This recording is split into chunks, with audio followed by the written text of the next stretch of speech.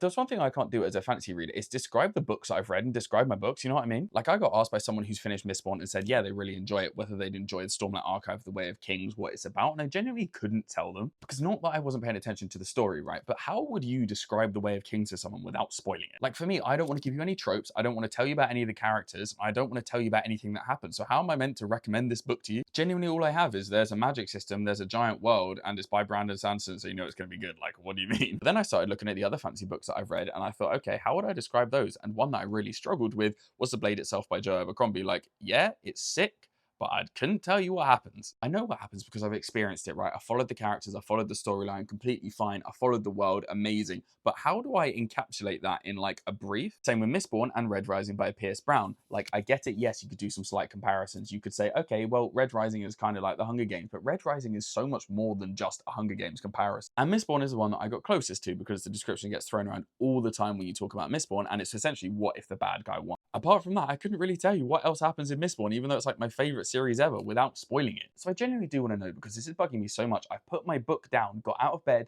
filmed this video because I've been looking at my bookshelves for the past 20 minutes and realizing that I can't describe any of my favorite books. So please, any fantasy books that you can describe without spoilers, please do leave it in the comments because I need help. Make sure to like, make sure to follow, and happy goddamn reading.